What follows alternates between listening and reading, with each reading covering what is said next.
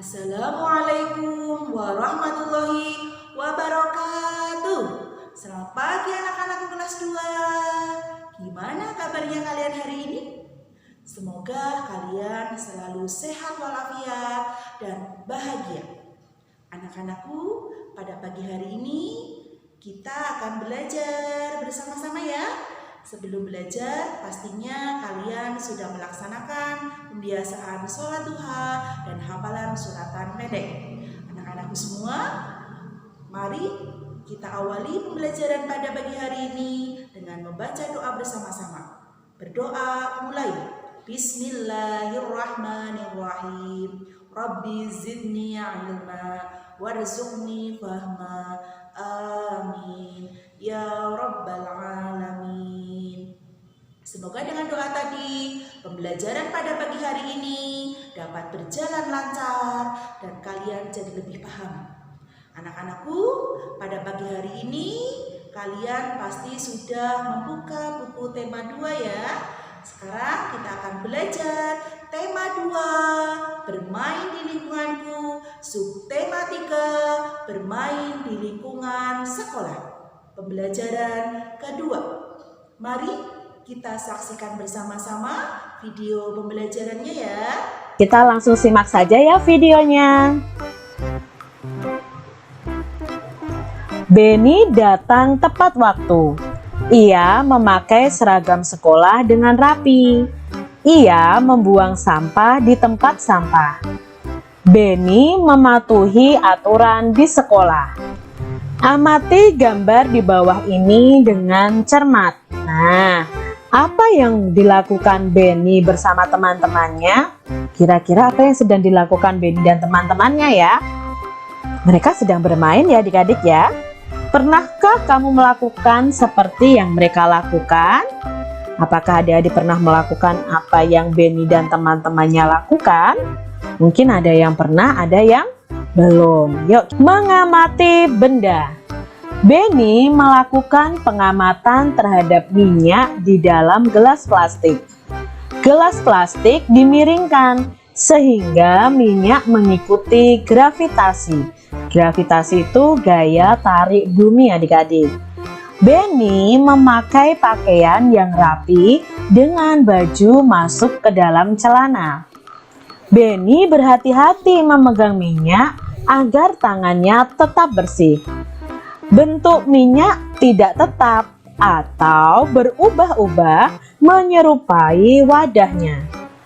Udin mengamati gangsing.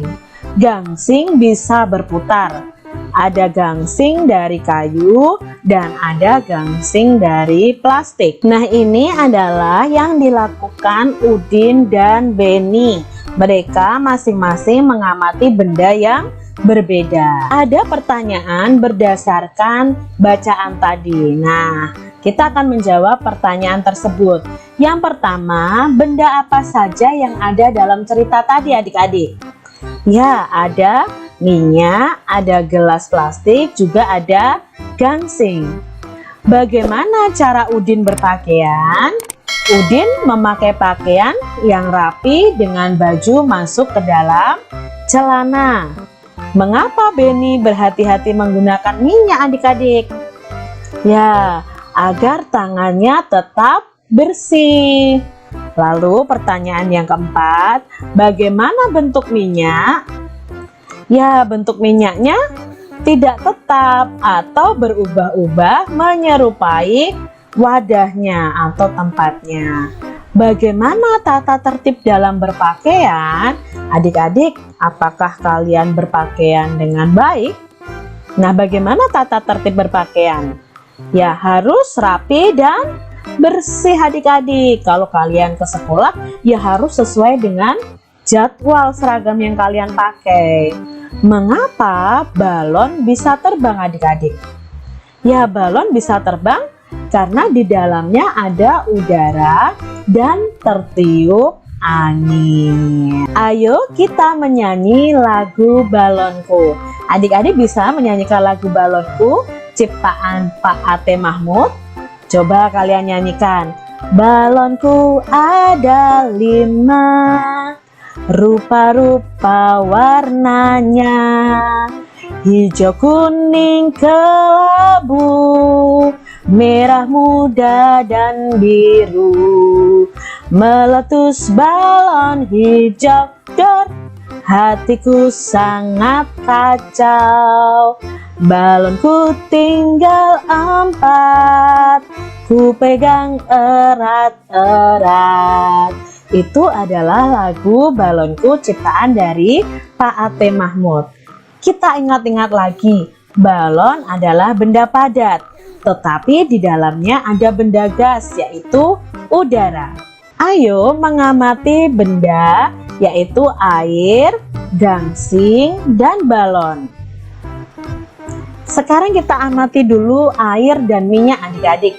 Nah, ini adalah contoh air dan minyak yang diletakkan di gelas dan di botol. Maka bentuk mereka akan seperti tempatnya. Lalu ada gangsing ya. Nah, di sini gangsing ini berputar ya adik-adik ya. Ada gangsing yang terbuat dari kayu, ada juga gangsing yang terbuat dari plastik. Lalu ada balon. Nah, di sini Kak Citra punya berbagai macam bentuk balon. Ada balon yang berbentuk love ya, ada yang berbentuk bintang, bulat, ada yang berbentuk seperti huruf R. Nah, ketika diisi udara, maka udaranya juga akan membentuk seperti tempatnya. Keragaman benda. Nah, tadi kita sudah mengamati air, gangsing, dan balon. Sekarang kita akan membuat laporan tentang pengamatan kita. Petunjuknya, sediakan alat dan bahannya. Alat dan bahannya air, gangsing, dan balon. Amati bahan satu persatu. Catat hasil pengamatanmu pada tabel berikut. Kalian bisa buat tabel pengamatan adik-adik ya. Tabel pengamatan seperti ini. Nanti kalian bisa tulis di buku tulis kalian. Yang pertama, nama bendanya adalah air. Ciri-ciri bendanya apa adik-adik?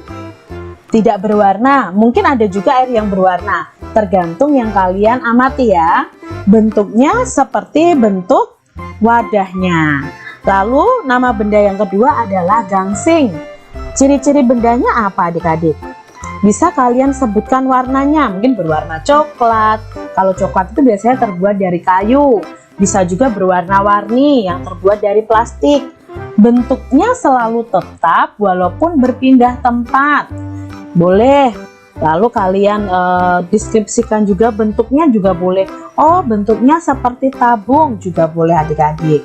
Lalu nama benda yang ketiga adalah balon. Nah, sesuai pengamatan kalian, balonnya mungkin warnanya berwarna-warni. Bentuknya ada yang bulat, ada yang love, ada yang bintang seperti bintang, ada yang berbentuk huruf. Nah, isi di dalamnya adalah udara. Nah, berdasarkan pengamatan tadi, kita dapat simpulkan bahwa air adalah benda cair yang bentuknya berubah sesuai wadahnya. Sedangkan gangsing dan balon adalah benda padat.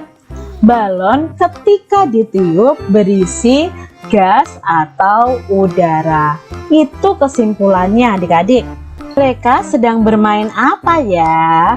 Nah, adik-adik, dalam gambar ini ada dua orang anak yang saling mendorong bola. Nah, ini permainan namanya adalah permainan mendorong bola. Lalu bagaimana cara memainkannya? Yuk kita cari tahu adik-adik. Bermain mendorong bola dan estafet bola menggunakan kekuatan otot tangan. Langkah-langkah permainan mendorong bola adalah melakukan gerak dasar mendorong. Siswa berhadapan saling memegang bola. Jadi ada dua siswa yang berhadapan saling memegang bola. Pemain saling mendorong bola. Siswa yang bisa mendorong temannya adalah pemenangnya. Ingat, dalam permainan mendorong bola ini kalian harus diawasi oleh orang dewasa dan tidak boleh seenaknya mendorong temannya. Jadi siswa yang bisa mendorong temannya, tadi kan mendorongnya sama-sama mendorong bola. Nah, ketika teman kalian terdorong ke belakang, berarti kamu yang menang adik-adik. Kalian bisa praktekkan ya bersama teman kalian, tapi ingat harus ada pengawasan orang dewasa. Apakah kalian tahu tata tertib berpakaian di sekolahmu? Apakah adik-adik tahu tata tertib berpakaian di sekolah kalian masing-masing? Lihat di sini. Ada percakapan antara Beni dan Udin. Udin, kamu terlihat kurang rapi dengan baju keluar. Lalu si Udin menjawab, biarkan saja. Beni berkata, itu kan tata tertib di sekolah kita yang tidak boleh dilanggar. Hah? Aku lupa. Selain itu, apa saja tata tertib di sekolah kita? Tanya Udin.